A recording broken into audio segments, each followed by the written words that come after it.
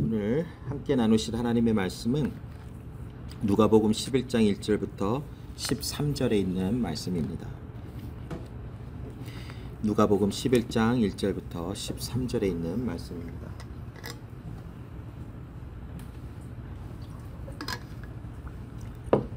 누가복음 11장 1절부터 13절에 있는 말씀을 제가 읽겠습니다. 예수께서 한 곳에서 기도하시고 마치심에 제자 중 하나가 여짜오되 주여, 요한이 자기 제자들에게 기도를 가르친 것 같이 우리에게도 가르쳐 주옵소서. 예수께서 이르시되 너희는 기도할 때 이렇게 하라. 아버지여, 이름이 거룩히 여김을 받으시오며 나라가 임하시오며 우리에게 날마다 일용할 양식을 주옵시고 우리가 우리에게 죄지은 모든 사람을 용서하오니 우리 죄도 사하여 주옵시고 우리를 시험에 들게 하지 마옵소서 하라. 또 이르되 너희 중에 누가 벗이 있는데 밤중에 그에게 가서 말하기를 벗이여, 떡 세 덩이를 내게 구워달라. 내 벗이 여행 중에 내게 왔으나 내가 먹일 것이 없노라 하면 그가 안에서 대답하여 이르되 나를 괴롭게 하지 말라. 문이 이미 닫혔고 아이들이 나와 함께 침실에 누웠으니 일어나 너에게 줄 수가 없노라 하겠느냐. 내가 너희에게 말하노니 비록 벗됨으로 인하여서는 일어나서 주지 아니할지라도 그 간청함을 인하여 일어나 그 요구대로 주리라. 내가 또 너희에게 이르노니 구하라 그러면 너희에게 주실 것이요, 찾으라 그러면 찾아낼 것이요, 문을 두드리라 그러면 너희에게 열릴 것이니 구하는 이마다 받을 것이요, 찾는 이는 찾아낼 것이요, 두드리는 이에게는 열릴 것이니라. 너희 중에 아버지 된 자로서 누가 아들이 생선을 달라 하는데 생선 대신에 뱀을 주며 알을 달라 하는데 전갈을 주겠느냐. 너희가 악할지라도 좋은 것을 자식에게 줄 줄 알거든 하물며 너희 하늘 아버지께서 구하는 자에게 성령을 주시지 않겠느냐 하시니라. 아멘. 자, 오늘 이 본문의 말씀은 이제 예수님께서 제자들에게 기도에 대한 말씀을 가르쳐 주시는 우리가 너무도 잘 알고 있는 그 주기도문이 기록되어져 있는 말씀이 될 것입니다. 마태복음에도 예수님께서 제자들에게 가르쳐 주셨던 주기도문이 이 누가복음에 기록된 주기도문보다는 조금 더 자세하게 기록이 되었지만 마태복음에 기록된 주기도문이나 누가복음에 기록된 주기도문이나 같은 내용을 말하고 있다는 것을 우리는 놓치지는 못할 것 같아요. 자, 그러면 제자들이 예수님께 왜 기도를 가르쳐 달라고 얘기를 했을까를 한번 생각을 해보면 이 당시 선생님에게 제자들에게 그 기도를 가르쳐주는 많은 어떤 그런 모습이 있었던 것 같아요. 여기서도 오늘 보면은 제자들이 예수님께 가서 요한도 자기 제자들에게 기도를 가르쳐 줍니다. 그러므로 우리에게도 기도를 가르쳐 주셔서 우리도 하나님께 기도할 수 있도록 좀 알려주십시오라고 요청을 했던 것 같아요. 그 의미가 역사적인 어떤 배경에 의해서 단순히 이것이 어떤 기독교적인 것에 국한되었는지 아니면 조금 더 다른 많은 종교로 우리가 확장시켜 나갈 수 있는지에 대한 것은 조금 더 연구가 필요할 수 있겠지만, 그러나 이 전체적으로 봤을 때에 어떤 종교성을 가지고 있는 곳에 선생님이 있다면 그 제자들이 선생님이 하는 모든 것을 배워보려고 하는 시도를 했다라는 것은 문화적으로 또 역사적으로 부인할 수 없는 어떤 한 가지 팩트인 것 같아요. 자, 그런 어떠한 그 맥락 가운데 제자들은 아마 예수님께 가서 선생님이시니까 제자인 우리에게도 선생님이 하시는 거를 좀 가르쳐 주세요라고 부탁하고 요청을 했던 것 같아요. 아직 제자들의 마음이 그 예수님이 생각하고 계시는 이 주기도문을 통해서 기도라고 하는 이 삶의 본질이, 제자들의 삶의 본질이 어떠해야 하는지에 대한 관심을 아직까지 제자들이 가졌다라고는 조금 말하기는 좀 어려울 것 같아요.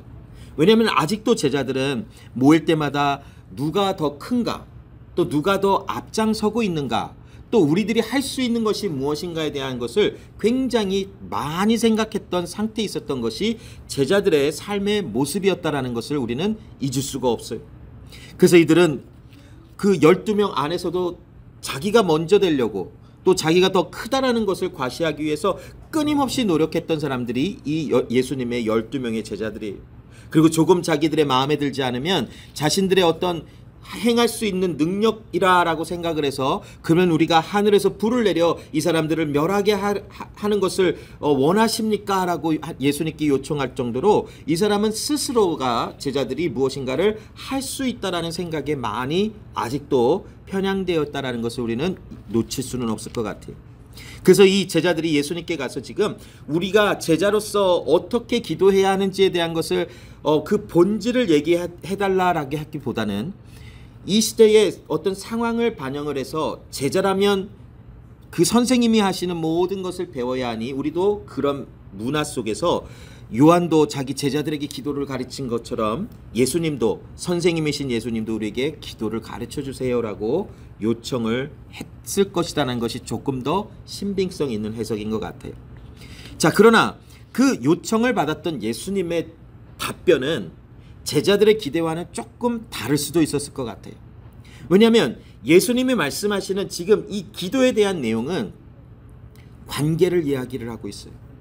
제자들은 지금 어떻게라고 하는 방법을 이야기를 하고 어떻게 하면 우리가 기도를 하는 것입니까? 또 어떻게 기도를 하는 것입니까?에 대해서 물어보지만 예수님은 그것을 뛰어넘어 기도는 관계 안에서 일어나는 것이다라고 하는 우리의 하나님 앞에서의 삶에 살아가는 본질에 대하여 이야기를 하고 있는 것이, 그러면서 예수님은 하나님을 아버지라고 부르며 그 관계성 속에서 하나님과 대화하는 것이 바로 기도이다라는 것에 대한 본질을 제자들에게 가르치시며 너희도 이렇게 기도하라라고 알려주고 계시다라는 것이, 그 내용을 설명하시기 위해서 오늘 본문의 후반에 보면 두 가지 이야기를 꺼내세요. 어떤 한 친구가 자기 친구 집에 찾아가서 내 다른 또 친구가 찾아왔기에 떡 3덩어리를 달라 할 때에 그가 계속 지속적으로 간청하는 그 소리를 듣고 그에게 벗됨으로 인하여 주지 않거나 그러지 않고 그에게 주리라 하는 어떤 그런 이야기를 해줘요. 그리고 또한 두 번째 이야기하시는 것은 아버지가 자녀가 뭐 떡을 달라 하고 또 생선을 달라 하는데, 알을 달라 하고 생선을 달라 하는데 뱀을 주며 정갈을 주겠느냐 하면서 육신의 아버지가 하는 일에 대한 것을 빗대며 하물며 하나님은 얼마나 더 하시겠느냐라고 하는 것에 대한 설명을 하시며 기도를 통한 하나님과의 관계를 이야기를 하며 알려주고 계시다라는 것이, 오늘 우리도 이 본문을 통해서 우리는 어떻게 기도해야 하는 것인가, 왜 기도해야 하는 것인가, 또 기도의 내용은 무엇인가에 대한 내용들을 우리가 살펴보려고 해요. 제자들이 이 예수님께 기도하는 방법을 질문을 하였을 때에 예수님께서 이 질문을 받으시고 그들에게 답변하시는 것을 제가 한번 곰곰이 생각을 해봤어요. 만일 제자들이 기도하는 법을, 또 기도라고 하는 것에 대한 이해도가 없었다면 과연 이 제자들은 그리스도 예수의 제자로서 하나님의 일을 감당할 수 있었을까라는 것을 생각해 봤어요. 우리는 결론적으로 기도하지 못하면, 기도하는 것을 알지 못하면 제자들은 하나님의 일을 감당할 수 없었을 것이다 라고 하는 결론에 도달할 수 있을 것 같아요. 그것을 우리 삶에도 적용시켜 보면 우리도 제자라고 한다면 우리도 그 하나님 앞에 나가 기도하는 법을 모르거나 기도하는 것에 대한 본질을 깨닫지 못한다면 우리 역시도 하나님 일에 대한 것이 소홀히 되거나 하나님의 일을 감당하기에는 굉장한 부족함을 느낄 수밖에 없을 것이다 라고 하는 결론을 내릴 수밖에 없다라는 것이, 그런데 오늘을 살아가는 우리는 굉장히 담대한 것 같아요. 기도하지 않아요. 정말 기도하지 않아요. 기도합니까? 그렇죠. 숨 쉬는 것 자체가 기도입니다. 기도합니까? 날마다 기도합니다. 밥 먹을 때 3번씩이나 기도합니다. 이런 것이 대부분의 현대를 살아가는 예수를 믿는다라고 하는 사람들의 기도 패턴과 생활이라는 것이, 또 어떤 분들은 이렇게 해요. 하나님께서 중언부언하지 마, 예수님께서 중언부언하지 말라 하셨고 뭐 남들이 보도록 하는 긴 기도를 하지 말라고 하셨으니까 뭐 한 1분 안에 우리는 끝낼 수 있는 기도를 할 수 있어 하면서 이렇게 하면 하나님 아시지요? 기도했어요 라고 끝내버리는 경우들이 있을 수도 있을 것 같아요. 그러나 여러분, 기도라고 하는 것이 무엇인지에 대한 본질을 알게 된다면 우리는 그 기도의 삶에 우리의 마음을 전부를 드릴 수 있을 것 같아요. 오늘 그 이야기를 좀 한번 해보려고 그래요. 자, 기도의 내용은 무엇이어야 할까요? 라고 하는 것을 우리가 먼저 시작으로 한번 들어볼게요. 제자들이 예수님께 와서 기도를 어떻게 합니까? 라고 하는 질문에 예수님은 이렇게 시작하세요. 아버지여 라고 하는 것을 시작을 하시지만 그것은 조금 세 번째 토픽으로 나눠보고, 아버지여 라고 시작하며 너희는 기도할 때 이렇게 기도하라 하시며 이름이 거룩히 여김을 받으시오며 나라가 임하옵시며 우리에게 날마다 일용할 양식을 주옵시고 우리가 우리의 죄진 모든 사람을 용서하오니 우리 죄도 사하여 주옵시고 우리를 시험에 들지 말게 하옵소서 하라라고 가르쳐주고 계세요. 그럼 우리가 이 본문의 말씀을 가지고 기도의 내용이 무엇인가를 한번 생각해 보면, 결국 기도의 내용의 전체적인 그림은 하나님의 나라를 구하는 것이, 하나님의 나라를 구하는 것이 기도의 전체적인 내용이에요. 우리가 보편적으로 기도한다 하면, 하나님, 제가 정말 죽을 것 같아요. 하나님의 도움이 필요합니다. 내가 지금 고민과 염려와 걱정 때문에 내가 무엇을 해야 하고 무엇을 이루어야 되는데 지금 할 수 없는 상황 가운데 나는 진짜 너무나 힘이 듭니다. 그래서 하나님의 도움이 필요합니다. 물론 이 기도가 틀린 것은 절대로 아니에요. 그러나 예수님께서 말씀하시는 기도에 대한 핵심은 우리의 염려와 걱정과 근심 모든 것이 하나님의 나라라고 하는 큰 테두리 안에서의 간구와 요청이다라는 것을 알려주시고 계세요. 어떤 내용인지 우리가 조금 더 자세하게 살펴볼 거예요. 자, 기도의 내용은 하나님의 나라를 구하는 것이 전부다라고 우리가 시작을 하면서, 그러면 기도의 내용이 구체적으로 무엇인가를 좀 살펴봤으면 좋겠어요. 그것은 첫째로 무엇이냐면 하나님의 권세, 하나님의 주권에 대한 것을 구하는 것으로 우리는 기도의 내용이 시작될 수 있어요. 물론 이것이 반드시 우리가 형식적으로 하나님, 주의 이름이 거룩히 여김을 받으시오며 주의 나라가 임하시는 것을 나는 기도합니다라고 하는 것을 반드시 시작해야 되는 것은 아닌 것 같아요. 그러나 이 말씀이 이야기하고 있는 본질은 무엇이냐면, 우리가 구하는 기도의 전체적인 내용은 하나님의 나라를 구하는 것인데, 하나님의 나라를 구하는 것은 무엇인가? 하나님의 권세, 주권을 인정하는 것이다 라는 것이. 자, 여기 보면 아버지의 이름이 거룩히 여김을 받으시오며를 구하래요. 자, 하나님의 이름은 이미 거룩하세요. 그래서 우리가 그 하나님의 이름이 거룩히 여김을 받게 해달라고 기도를 많이 하면 하나님의 거룩성이 점점점 차오르며 하나님의 거룩함이 나타나는 것은 아니에요. 우리의 기도가 부족하면 하나님의 거룩하심이 사그라들고, 우리의 기도가 충만하면 하나님의 거룩하심의 레벨은 업되어지는 것은 절대로 아니에요. 우리가 기도를 하든 기도하지 아니하든 하나님의 이름은 이미 거룩히 여김을 받으시는 하나님의 이름이라는 것이. 왜냐? 그 하나님은 유니크하시기 때문에 그렇게 해요. 그 어떤 누구도 하나님을 모방할 수 없고 그 어떤 누구도 하나님이 행하시는 일을 행할 수 없어요. 그래서 우리는 그 하나님을 거룩하신 하나님이라고 그래요. 그 하나님은 정결하시며 그 하나님은 이 세상 그 누구도 카피할 수 없는 유일하신 하나님 한 분이시다라는 거룩성을 갖고 계세요. 그러므로 어제나 오늘이나 내일이나 영원토록 그 하나님의 이름은 거룩하다라는 것이 부인되거나 소멸되지 않아요. 그러하면 또 예수님은 왜 우리에게 하나님의 이름이 거룩히 여김을 받으시오며를 기도하라라고 하나님의 나라를 구하는 기도를 알려주셨을까요? 그것은 무엇이냐면 우리의 삶 속에서 하나님의 이름이 거룩히 여겨지도록 기도하라라는 것이. 오늘을 살아가는 우리나 또 예수님께 이런 기도의 내용을 받는 제자들이나 그들이 살아갔던 세상을 생각해 보면 우리는 하나님의 이름을 굉장히 업신여길 때가 많아요. 무엇이 하나님을 그렇게 업신여기고 하나님의 이름을 함부로 하는 것인가? 자, 이래요. 우리가 하나님을 사랑한다고 그래요. 우리는 하나님을 의지한다 그러고 하나님을 믿는다고 그래요. 그런데 우리의 삶을 보면 하나님을 사랑하거나 하나님을 공경하거나 또 하나님을 경외하는 삶의 흔적들이 아무것도 없어요. 그거는 하나님을 굉장히 무시하는 거예요. 자, 예를 들어서 한 커플이 있어요. 당신을 너무나 사랑합니다. 말은 잘해요. 그런데 하는 행동을 보면 사사건건 무시를 해요. 너는 왜 그것도 몰라? 뭐 극단적인 얘기지만 너는 왜 그렇게밖에 못해? 너는 왜 능력이 없어? 너는 왜 그렇게 생겼어? 뭐 이런 식으로 계속 그냥 무시를 하고 인정을 하지 않는 말투나 삶의 행동과 열매가 있다면, 말은 아무리 내가 너를 사랑하고 존중하고 함께 있고 싶다라고 하지만 그 마음의 자세야, 그 사람의 본질은 이 배우자를 굉장히 무시한다라고 밖에 말할 수 없을 것 같아요. 동일한 프린시플이 적용되지 않을까요? 우리는 하나님을 사랑한다 그래요. 하나님을 인정한다 그래요. 그런데 정작 우리에게 가장 핵심의 어떤 도달하는 삶의 모습이 있을 때에 우리는 하나님을 찾지 않을 때가 너무나 많아요. 뭐 어떤 문제가 생겼어요. 그럼 내가 이것을 어떻게 해결할까? 혼자 스스로가 막 노력해봐요. 왜냐? 하나님이 없어도 나는 할 수 있다라고 하는 어떤 굉장한 자신감이 있는 삶을 살아가거든요. 왜냐? 가진 게 많아서. 가진 게 너무 많은 거예요. 리소스가 너무 많으니까 그거 그냥 이렇게 하면 돼. 이거 그냥 내가 갖고 있는 리소스로 막으면 돼. 이거 그냥 내가 하면 돼.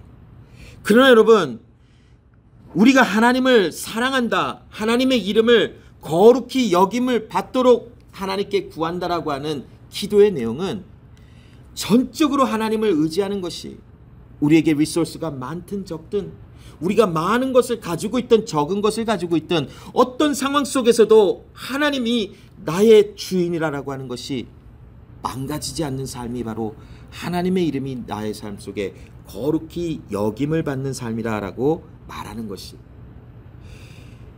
우리가 영어 문화권에서 영어를 사용하는 많은 사람들은 놀랬을 때 오마이갓이라고 그래요. 그것은 그냥 이 사람들에게 물어보면 그냥 한국 사람의 그 어떤 문화적인 배경 속에서 엄마야 하는 거랑 거의 비슷한 내용이라고 그래요.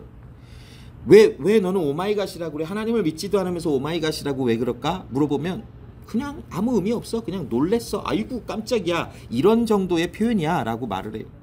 그런데 여러분, 아무리 그들이 말하는 오마이갓의 그 갓의 지가 캐피럴 레터든 뭐 스몰 레터든 이 말을 하는 것 자체가 이 사람들의 사고방식이 얼마나 하나님을 작게 여기는지 또 함부로 여기는지가 문화에서 그냥 드러나는 것 같아요. 또 이 미국 사람들만이 아니라 전 세계를 살아가는 많은 사람들의 곳곳의 역사와 삶의 문화를 보면 하나님이 눈에 보이지 않기 때문에 그 하나님을 믿는다 하지만 그 하나님께 그토록 마음을 다 주고 있진 않는 모습들이 있다는 것이, 좋은 거 있으면 하나님을 안 보여요. 너무 신이 나면 하나님 그래서 어쩌라고, 나는 내 삶을 즐기는 거야. 이런 식으로 나가며 하나님의 이름이 내 삶에 거룩히 여김을 받는 것에 대한 것을 소홀히 할 때가 너무나 많다라는 것이, 우리가 하나님의 함께하심, 하나님이라고 하는 존재를 우리의 삶의 최우선순위로 둔다면 우리의 삶의 모든 사고방식과 삶의 모든 방향과 삶의 내용은 하나님이셔야 해요.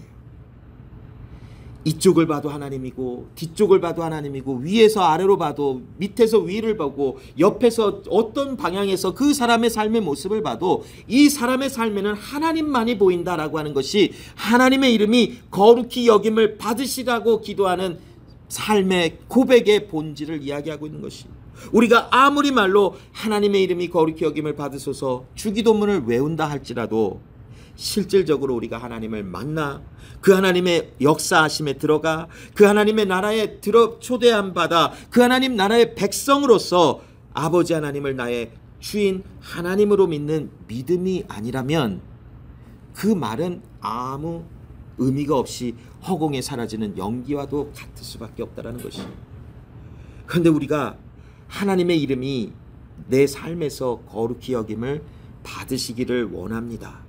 그것은 하나님을 인정하고 그 하나님의 하나님 되심을 나는 가장 최우선으로 삼기를 원하게 되게 하여 주옵소서라고 기도하는 것이, 우리가 제자라면 하나님의 자녀라면 이것은 불변의 어떤 믿음의 고백이어야 돼요. 변할 수 없는 고백이어야 되는 것이, 왜냐? 하나님의 자녀라면 그 하나님이 누구신지를 안다면 그 하나님 앞에 하나님의 자녀인 척 할 수 없어요. 하나님의 은혜를 안다면 그 하나님을 믿는 척할 수 없고 그 하나님을 대충 믿을 수 없어요. 어쩌면 여러분, 우리의 믿음은 레디컬하다라는 것이 맞을 수밖에 없는 것이, 적당히 믿는다? 그는 그냥 안 믿는 거예요. 우리가 하나님의 이름이 내 삶에 거룩히 여김을 받게 하기를 원한다라고 하는 이 간절한 믿음에 외쳐지는 고백은 하나님만이 나의 전부다라는 것을 고백하는 것이에요. 우리의 삶이 하나님이 나의 삶의 전부이고 최우선순위라고 한다면 우리의 삶에는 정말 많은 변화가 일어날 수 있어요. 가장 첫째로 어떤 변화가 일어날까요? 시간을 함부로 하지 않아요. 우리에게 주어진 리소스를 함부로 하지 않아요. 돈을 쓰는 거, 돈이 많든 적든 그 쓰는 돈의 사용처가 어떻게 쓰여지는 것은 굉장히 하나님의 영광만을 위하여 사용하려고 그래요. 인색하지 않으려고 하고, 하나님이 말씀하시면 그 물질의 사용처가 하나님의 뜻대로 되어지는 삶이 전부일 것이에요. 나만을 위해서 살지 않게 되어져요. 나만 잘 되고 우리 가족만 잘 된다라고 하는 것에 대한 것에 목적이 두어지지 않아요. 하나님의 뜻이 어디에 있는가, 하나님이 기뻐하시는 것이 무엇인가를 항상 생각하게 되어질 것이에요. 또 여러분, 우리의 삶 속에서 너무나 실질적으로 나타나는 일들이 있잖아요. 하나님의 마음에는 분명히 많은 것을 희생하라라고 하는 말씀이 분명히 올 때가 있어요. 근데 그 하나님을 가장 우선순위에 두지 않는다면 항상 우리에게 나가는 것은 하나님, 나는 어떻게 하라고요? 이게 먼저 나가더라고요. 세상의 관점에서는 만약 이것을 반대로 산다면 저 사람 참 미련하다, 이런 지금 인색하고 자기를 보호해야 하는 삶 속에 자기 자신을 가장 소중히 여겨도 부족한 세상에 자기를 희생해서 하나님의 나라를 나타내고자 하는 삶을 살아간다는 것이 얼마나 미련한 것이야 라고 하는 것이 세상의 가치예요. 그러나 여러분, 우리는 세상의 가치관대로 살아갈 수 있는 사람들은 아니라는 것이, 우리가 그리스도 예수의 제자로서 하나님의 자녀로 하나님의 나라에 속한 주의 백성이라면 하나님의 주권, 하나님의 권세가, 하나님의 하나님 되심이 내 삶에 항상 있게 해달라고 기도하는 이 내용이 우리 기도의 시작이 되어져야 되고 기도의 전체가 되어져야 된다는 것을 예수님은 가르쳐주고 계세요. 또한 예수님의 제자들에게 가르치시고 있는 하나님의 나라를 구하는 기도의 내용에 하나님의 나라가 임하여 달라고 기도하라라는 것이, 어찌 보면 하나님의 권세, 하나님의 주권과 비슷한 내용인 것 같지만 하나님의 나라가 임하게 해달라고 기도하라는 것은 결국 무엇이냐면 하나님의 통치가 있는 삶이 되게 해달라고 기도하라는 것이, 여러분, 우리가 누군가의 통치한 가운데 그 밑에 들어가 있다면 그 통치자의 주권과 권세 아래 우리는 순복하며 살아가는 것이 이치적인 것이, 우리가 어느 나라의 한 시민, 그 국가의 시민이 맞죠? 네, 시민이라면 국민인지 시민인지 아무튼 그 나라의 사람이라면 우리에게 주어지는 어떤 책임은 그 나라가 정하여 모든 사람이 어그리한 규칙과 법칙들을 따라 나가도록 하는 것이 우리의 의무예요. 만약 어느 나라에서 예를 들어서 한국 사람이라면 국방의 의무가 모든 남자에게는 주어졌어요. 물론 저는 그거를 지키지 않고 이민을 와서 안 지켰어요. 그래서 국방의 의무에 대해서는 말하라 하면 별로 할 말은 없어요. 그러나 대한민국의 남자의 성별을 갖고 태어난 사람이라면 18세 이상인가서부터 몇 세까지는 군인의 어떤 그런 국방의 의무를 해야 되는 것이 법으로 정해진 것이, 대한민국 국민이라면 대한민국의 그 시민권을 가지고 살아가는 사람이라면 그 의무와 책임을 다해야 되는 것이, 그게 바로 대한민국이라고 하는 큰 그 나라의 틀 안에 통치 밑에 있게 되어지는 어떤 그런 모습인 것이, 우리가 만일 하나님 나라에 속한 주의 백성이라면 하나님의 말씀하신 삶의 방향과 법칙을 따라 나가는 것이 당연한 것이 아닐까요? 하나님께서 왕으로 우리의 삶을 통치하시며 그 나라에 우리를 초대하셨으니 하나님의 뜻만이 나의 삶의 모든 기준과 법칙이 될 수 있다는 것을 우리는 고백하며 그것을 간절히 사모하는 마음으로 하나님께 기도해야 된다는 것이, 왜 하나님이 이것을 예수님이 기도하라 그러셨을까요? 어렵다라는 거예요. 그냥 주어지지 않는다라는 것이, 하나님의 주권과 하나님의 통치가 이미 존재하지만 우리 한 사람 한 사람의 마음에 하나님의 주권과 통치가 마음속에 있게 되어지기까지는 그냥 아무런 일 없이 그냥 주어지지는 않는다라는 것이, 우리를 생각해봐도 하나님의 구원하심이 우리에게 주어졌어요. 그러나 끊임없이 우리의 마음에 또 다른 내가 있어 하나님의 법을 즐거워하는 것이 아니라 내 마음에 또 다른 법을 즐거워하는 법이 내 속에 있다라고 고백하는 사도 바울의 고백이 우리의 전부의 마음을 대표하는 것이 아닐까요?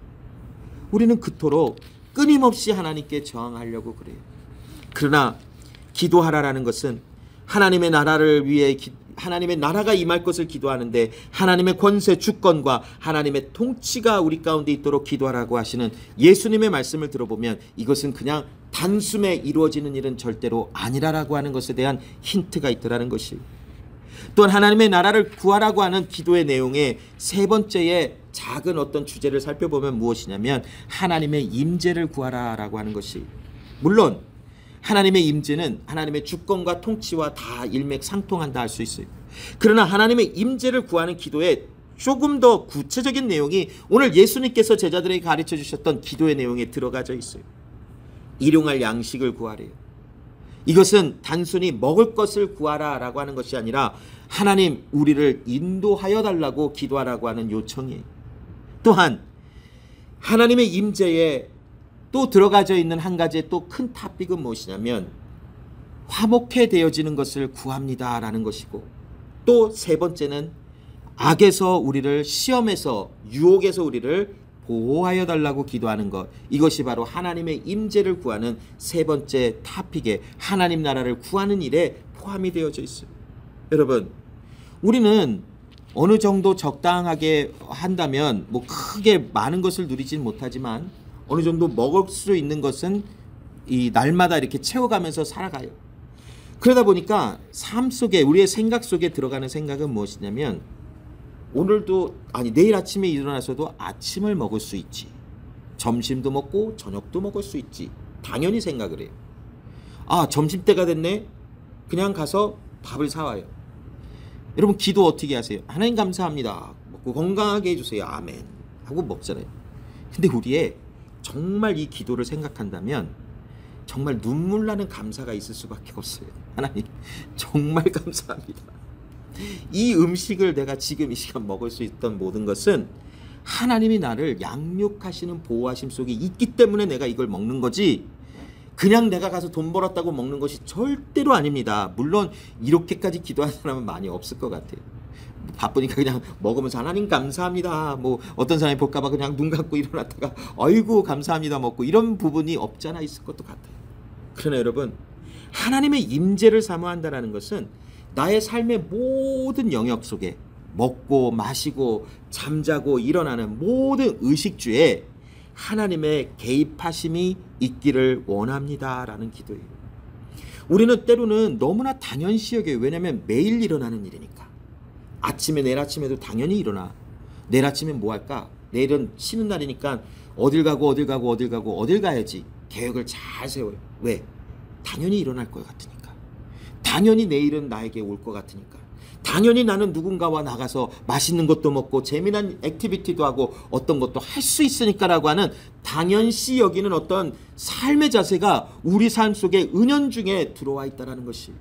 그러나 여러분, 내일은 모든 삶의 일부는 우리에게 하나님께서 주신 선물이지 그것이 우리에게 당연한 요구하는 권리가 될 수는 없다는 것이. 하나님, 내가 이 돈 다 벌었어요, 그러니까 내가 쓸 거예요. 그러나 여러분, 하나님이 막으시는 것은 간단해요. 이제 너는 나와 함께 있어야 되고 네가 돈 버는 얘를 줘야 되겠다 하면 그냥 내가 어떻게 이걸 갖고 올 수 있어요? 열심히 다 해놨는데 엄한 사람이 그걸 다 갖다 쓰잖아요. 그런 일은 그냥 일어날 수 있어요. 그러나 단순히 지금 이 하나님의 임재를 구하는 것은 하나님이 누구신지를 알기 때문에 나의 매일의 삶 속에 하나님의 양육이 필요하다라는 삶의 일부분 구석구석까지 일상의 모든 삶이 내가 하는 것 같지만 하나님께서 나에게 만나를 주시지 않고 마실 물을 제공하시지 않으면 나는 그 하나님의 우리의 삶을 살아갈 수 없는 존재라고 하는 것에 대한 믿음의 고백이 날마다 있어야 된다는 것이. 그러므로 우리에게는 그 어떤 것도 당연시 되어지는 것은 불가능하다라는 거예요. 모든 것이 하나님의 은혜예요.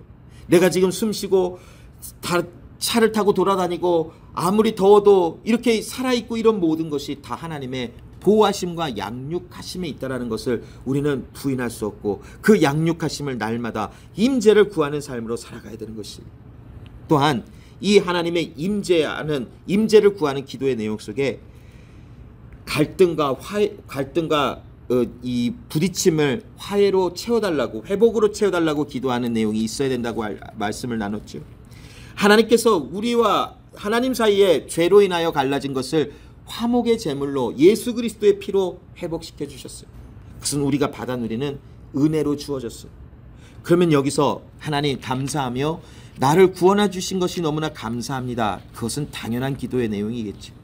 그러나 우리의 기도, 우리에게 죄 지은 모든 사람을 용서하오니 우리 죄도 사하여 달라고 기도하는 것은 내가 이 사람의 죄를 용서해 줄 테니 내 죄를 용서해 달라고 기도하는 조건부의 기도가 아니라, 이미 하나님께서 나에게 죄를 사하여 주시고 용서하여 주신 은혜를 내가 받았으니 내 안에서 하나님의 사랑이 내 삶을 통하여 펼쳐져 나가도록 우리의 삶에 도우시고 나의 삶 속에 임재하여 달라고 기도하는 것이 바로 이러한 내용이에요. 근데 여러분, 우리는 감정이라는 것이 있어요. 부부 사이에도 조금만 나를 인정해 주지 않잖아요? 그럼 금방 삐져요. 그래서 너는 나를 인정을 해줬어야지. 내가 힘들어서 그럼 나는 누구한테 이런 말을 할 수 있어? 그렇게 얘기를 해도 이미 상대방이 상처를 받고 감정이 상했잖아요. 그런 말이 안 들어와요. 너는 어떻게 나한테 그럴 수 있어? 그러면서 이제 이 서로에게 이게 불레미 가면서 막 싸우기 시작해요. 그러나 여러분, 항상 우리가 생각해야 되는 것은 무엇이냐면, 하나님의 사랑은 모든 것을 가능하게 하신다는 거예요. 정말 부부의 관계도, 부모와 자식 간의 관계도, 형제와 형제의 관계도 하나님께서 나를 사랑하심과 같이 내가 하나님의 사랑을 본받아 나도 이웃을, 가족을 사랑할 수 있는 믿음의 훈련이 되어져 있는 사람이라면, 상처와 아픔과 감정의 상처가 된다 할지라도 그곳에서 하나님의 사랑을 힘입어 용서하며 화목하며 화해의 놀라운 삶의 결과가 나타날 수 있는 하나님의 임재의 흔적들이 있게 되어진다는 것이, 그러나 쉽지 않아요. 그래서 예수님은 날마다 기도하라라는 것이, 일주일마다 기도해라, 한 달에 한 번씩 기도해라, 1년에 한 번씩 기도해라가 아니라 날마다는 그냥 하루에 한 번이라는 것이 아니라 continuously라는 거예요. 그냥 지속적으로. 언제까지요? 내가 그만하라 할 때까지 해라라는 것이 아마 답일 것이, 영원히. 어쩌면 우리는 이제 하나님의 완벽한 나라가 완성되어지면 이것을 일부러 막 힘들게 기도하는 것이 아니라, 그 기도의 내용은 아예 우리의 삶의 패턴이 되어 있기 때문에 힘써 기도하라, 날마다 쉬지 말고 기도하라라는 말보다는 그냥 너의 삶은 기도하는 삶이다, 호흡 자체가 기도하는 삶이다라고 되는 날은 분명히 있을 것 같아요. 그러나 그날이 되기까지 우리는 끊임없이 하나님께 기도하는 것을 쉬지 말라라는 것이, 하나님의 임재를 구하는 기도의 내용의 세 번째는 우리를 영적으로 보호해달라는 것이, 하나님 악한 자로부터 우리를 보호해달라는 것은 귀신과 사탄은 끊임없이 유혹하며 우리를 넘어뜨리려고 하는 일은 실존하는 일들이에요. 수시로 우리의 마음속에는 유혹의 마음들, 죄에 대한 어떤 죄를 즐거워하는 마음들은 날마다 우리의 마음속에 방문하고 찾아와요. 끊임없이 우리는 우리와 하나님의 법이 끊임없이 싸우는 것을 우리는 경험해요. 그러나 여러분, 하나님의 임재를 구하며 기도할 때에 하나님, 이런 모든 악에서 우리를 구원하여 주시고 모든 더러움에서, 시험거리에서 우리가 넘어지는 것을 보호하여 달라고, 우리를 건져주시라고 기도하는 내용이 바로 하나님의 나라를 기도하는 기도의 내용이라는 것이. 그러면 이 맥락을 생각해 본다면, 하나님, 나에게 지금 갈등이 있어요. 나에게 지금 금전적인 문제가 있어요. 하나님, 나에게는 지금 심각한 걱정과 근심이 있어요. 하나님, 나에게는 심각한 염려가 있어요. 기도하는 이 모든 내용은 하나님의 나라를 구하는 기도의 내용 속에 포함이 되어져 있어요. 여러분, 염려와 걱정과 근심은 하나님을 불신하는 것에서부터 시작이 되어져요.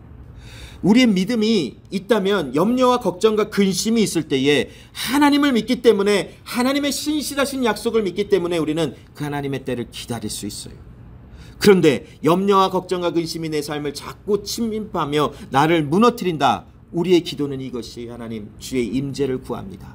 이 마음의 염려와 걱정과 근심으로 인하여 넘어지는 것을 나를 보호하여 주시고 하나님 날마다 나에게 일용할 양식을 주시는 하나님의 임재하심을 구하오니 이 어려움 속에서도 나를 건져내시는 하나님을 나는 만나게 해달라고, 그 하나님을 경험하게 해달라고, 이 하나님의 주권과 통치가 나의 삶에 펼쳐지는 것을 내가 경험하게 해달라고 기도하는 것이 당당하게 되어지는 것이. 그래서 여러분, 염려와 걱정을 위해서 여러분이 필요한 것을 구하는 것은 기도의 방법이 아니니 하지 마시고 하나님의 나라를 위해서만 기도하세요. 일부만 맞는 거예요. 하나님의 나라를 위하여 기도한다는 것은 하나님의 주권과 통치 안에서 하나님의 임재를 구하는 것인데, 그 하나님의 임재 안에서 나의 염려와 걱정과 근심이 소멸되어지고 주를 의지하며 내가 가지고 있는 많은 아픔들, 힘듦들, 장벽들, 또한 우리를 발을 넘어뜨려 하고 모든 것들이 하나님의 나라 안에서 나에게 응답되어지는 것을 내가 경험하게 해달라고 기도하는 것이. 그러나 여러분, 우리의 기도의 내용이 내 생각과 하나님, 나는 저 10,000불짜리 집을 갖고 싶어요. 저것 때문에 내가 못 가져서 마음이 상해서 죽을 것 같아요. 이루어 주세요. 이것은 우리가 구분하고 우리가 잘못되었다라는 것을 구분해낼 수 있는 믿음의 수준은 다 있다라고 저는 믿어요. 그 정도까지가 안 됐다면 심각한 거예요, 진짜. 어떤 좋은 차가 지나가서 하나님, 바라고 구하고 찾으면 주시고 나에게 열어주신다 했으니 나는 저 차를 갖고 싶어요 라고 하는 기도라면, 잘못됐다는 것을 인지하고 알지 못한다면 정말 심각한 거예요. 그렇다면 단순하게 이렇게 생각해 볼게요. 그 좋은 차가 하나님의 나라와 영광에서 무슨 상관이 있냐라는 것이. 만약 진짜 혹시나 그 좋은 차를 통해서 하나님의 영광이 드러나는 일이라 한다면 하나님은 주시겠죠.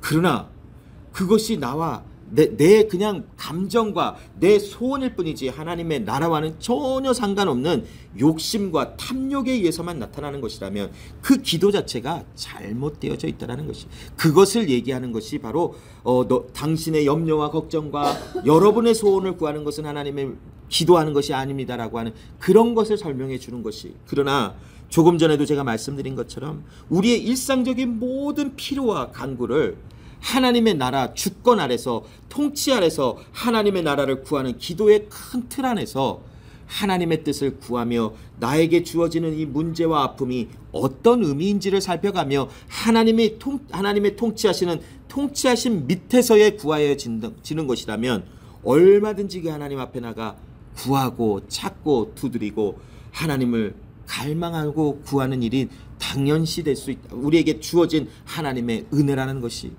다윗은 그런 기도를 참 잘했어요.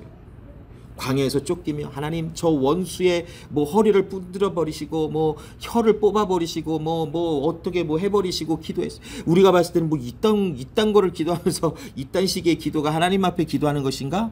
그 하나님 그 기도를 들으세요. 왜냐? 그 일이 하나님의 영광 아래서 하나님의 나라 안에서 이루어져야 할 하나님의 뜻을 구한 거기 때문에 그러거든요. 다윗의 모든 기도의 제목들, 기도의 내용들을 보면 하나님의 뜻을 구하며 기도하는 내용들이 참 많이 펼쳐져 있는 것이 시편에 기록되어 있어요. 그게 바로 우리가 구해야 할 기도의 내용이라는 것이. 자, 두 번째로 기도의 방법이 뭔가라는 것이지요. 기도의 방법은 그냥 단순하게 그냥 기도하라라는 것이에요. 그게 기도의 방법이에요. 왜 우리가 그냥 기도할 수 있는 것인가? 자, 여러분 이렇게 생각해 볼게요. 부모와 자식 간에 그냥 정상적인 관계예요. 아무런 울분이나 오해나 노엽게 하거나 아니면 무섭게 하거나 폭력이나 이런 게 다 없다라고 그냥 치고 정상적인 관계에 부모와 자식을 생각을 해볼게요. 자녀가 부모에게 나가서 뭔가를 대화를 할 때에 방법이 뭘까? 이 나의 아빠와 나의 엄마에게 어떻게 말하는 것이 방법일까 생각하지 않아요. 그들의 대화는 굉장히 자연스러워요. 왜냐? 관계가 있기 때문에 그래요. 그냥 나가서 아빠, 엄마, 왜? 나 이게 필요한데? 왜 필요해? 이래서 그래, 가져, 해보자. 이거 필요한데? 아니야, 그건 조금 기다려야 돼. 이런 대화는 정말 자연스럽게 일어나요. 왜냐? 관계가 있기 때문에 그래요. 어떤 방법을 터득하고 어떤 방법으로 인해서 엄마 아빠 내가 엄마 아빠에게 이야기하는 거는 이런 방식으로 나가서 할 테니 엄마 아빠도 나에게 이런 방식으로 대화해 주세요. 이러지 않아요.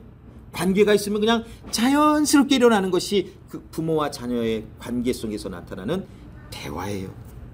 자, 예수님은 제자들에게 그런 걸 가르쳐 주시는 거예요. 제자들은 아마도 뭔가 특별한 방법이 있겠다라는 것을 생각했을지도 몰라요. 하나님께 기도하는 방법이 뭔가 특별한 게 있을 거야 라고 생각했을지도 몰라요. 그러나 예수님의 답은 간단했어요. 기도? 그냥 기도하는 거야. 왜요? 너와 하나님은 아버지와 자녀의 관계이니 너의 하나님과의 관계성 속에서 너희들은 하나님께 자연스럽게 기도하는 법이 일어날 것이다 라는 것을 가르쳐 주신 것이, 그래서 이 비유를 들어서 이 친구의 비유를 들어주시는 거예요.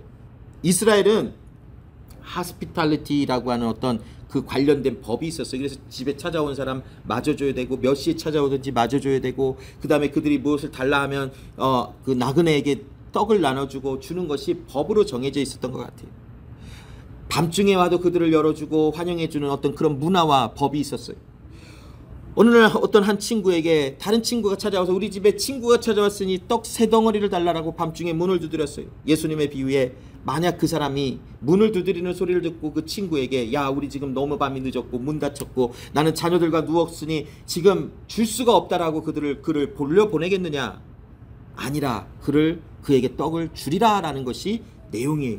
이걸 잘못 읽으면 친구가 왔으니 지금 내일 오라, 문 닫혔고 난 지금 자녀들과 누웠으니 줄 수 없으니 내일 오라, 이런 식으로 대답이 된 것 같다 하지만 예수님의 이 비유에 대한 말씀은 친구가 벗이 와서 문을 두드리는데 내일 오라 아니면 지금 너무 늦었으니까 주지 않는다 이런 말이 아니라 그에게 줄 것이라, 그러면서 조금 더 강조된 것이 그의 지속적인 간청함으로 인하여 줄 것이다 라고 말을 해요. 근데 여러분, 이것에는 굉장히 심오한 말씀이 있어요. 어떻게 잘못 읽으면 이것은 하나님께 지속적으로 끊임없이 기도해야만, 어느 정도의 기도의 잔이 채워져야만 우리에게 하나님이 응답하여 주신다라고 잘못 이해할 수도 있어요. 그러나 이 비유에 대한 말씀은 절대로 그것에 포커스가 맞춰 있지 않아요. 어디에 있는가? 하물며 친구도 친구의 요청을 이렇게 들어줄 수 있는 관계라면 너희의 하늘의 아버지가 너희의 요청을 들어주시지 않겠는가라고 하는 비유의 말씀이에요. 친구가 친구에게 요청을 했을 때 상황이 좋지 않아요. 다 잠자리에 들었어요. 문은 닫혔어요. 그런데도 떡을 줄 수 있다라는 관계가 있다면 너와 하나님 사이에는 얼마나 더 은혜의 관계가 있겠는가. 그러므로 우리가 하나님께 기도하는 것은 어떤 방법으로 인하여 하나님 앞에 이렇게 기도하고 이렇게 기도하는 어떤 방법이 아니라 왜 기도할 수 있는가를 생각하라는 것이. 왜 기도할 수 있을까요? 그것은 관계가 있기 때문에 그래요. 자녀가 부모에게 아버지, 어머니 나에게 생선을 주세요, 알을 주세요 하는데 그 부모가 자녀에게 애따 먹으라며 뱀과 정갈을 주지는 않는다라는 것이. 왜 예수님은 뱀과 정갈을 얘기하셨을까? 이 당시 뱀과 정갈은 무엇을 상징하는가? 아픔과 사망과 죽음과 힘듦을 상징을 해요. 그러나 반대로 생선과 알은 무엇을 상징했냐면 생명과 어떠한 풍성함을 상징했었어요.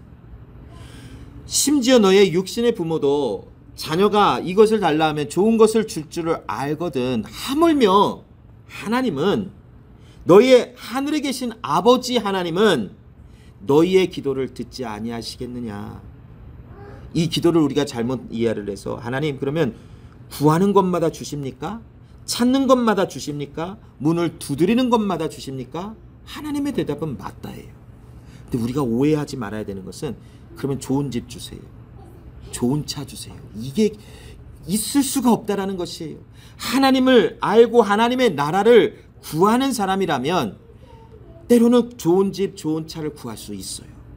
그러나 그 구함의 대상이, 그 목적이 하나님의 나라를 구하는 것인가를 알 수 있는 것이 우리에게 주어졌다라는 것이에요. 그러므로 우리가 기도하는 이 모든 것, 하나님의 나라를 구하는 기도의 내용에는 왜 우리가 이것을 기도해야 되는가? 그럼 하나님은 문을 두드리고 찾고 또 구하는 이에게 주시나? 당연시 주시지. 왜냐? 하나님은 우리의 아버지시니까. 가장 좋은 것을 주시는 하나님이시니까. 그러나 그 좋은 것이 하나님의 나라를 구하는 것에 대한 큰 틀 안에서의 구함이라고 하는 것은 우리는 정리하며 좀 배울 수는 있어야 돼요. 그러면서 예수님께서 성령을 주시지 않겠느냐. 성령 하나님께서 하시는 일이 무엇입니까? 하나님의 능력으로 우리의 삶에 와서 하나님의 행하시는 일들을 우리에게 행하게 하시고, 하나님의 성령이 하시는 일은 우리의 생각을 깨닫게 하셔서 하나님의 말씀이 무엇인지를 깨닫게 하시는 하나님의 능력이시다라는 것이, 그렇다면 하나님 자체가, 하나님이신 성령 하나님께서 우리의 삶에 찾아오셔서 우리와 아예 상주하며 삶을 살아가시는 그 관계 안에 있다면 우리의 생각과 삶과 우리의 관점과 사고방식과 모든 것은 성령 하나님께서 리쉐이핑 해주는 은혜의 자리에서 우리는 날마다 하나님께 기도할 수 있게 되어지는 그 자리로 부름을 받게 된다는 것이, 그러므로 어떻게 기도합니까? 매일 그냥 기도해라라는 것이. 때로는 이렇게 생각할 수 있어요. 하나님, 내가 기도하려면 기도방도 있어야 되고, 기도하려면 조용한 어떤 그런 시간도 구별해야 되고, 그런 거 언제 다 따져. 그냥 기도하라는 거예요. 우리가 꼭 눈을 감고 기도하는 것은 아니에요. 눈을 감는 것은 조금 더 집중하려고 그러는 거지. 근데 반대로 상상력 풍성하신 분들은 눈 감으면 딴 생각해요. 그런 분은 그냥 눈을 뜨고 기도하면 돼요. 예? 잔다고요? 뭐 잠이 잘 수도 있겠죠. 그래 여러분, 어찌됐건 기도의 방법은 어떤 한 가지가 뭐가 있다라고 그것이 구체적으로 가르쳐주는 것이 아니라 그냥 기도가 되어지는 거예요. 왜냐? 하나님과의 우리의 관계성이 있기 때문에. 그래서 우리의 기도의 근거는 바로 하나님이 나의 아버지가 되시니까 기도할 수 있는 근거와 기도할 수 있는 그 모든 자격 조건이라고 한다면 우리가 하나님의 자녀이기 때문에 기도할 수 있는 그것이 성립이 되어지는 것이. 그러면 여러분, 제자이라면, 우리가 제자로 하나님 앞에 나아가 예수님과 함께 동행하는 사람들이라면 이 기도는 우리의 삶 속에 자연스럽게 일어나야 되는 것이. 그러므로 여러분의 삶 속에 어떠한 걱정과 근심과 염려가 있는가를 살펴보며 그것이 하나님의 임재함 가운데, 하나님의 주권과 하나님의 임재 아래서 아버지께서 우리의 기도와 우리의 간구를 들으시는 하나님의 하나님 되심이 우리의 삶 속에 충만히 일어나게 해달라고 하나님 앞에 오늘도 간구하며 나가는 것이 우리의 삶의 본질이요, 하나님과 우리 사이에 나타나는 엄청난 비밀의 은혜의 모습이라는 것을 우리 항상 생각하시며 오늘도 주님 앞에 기도하며 살아가는 우리 모두가 되기를 간절히 소원합니다. 기도하겠습니다.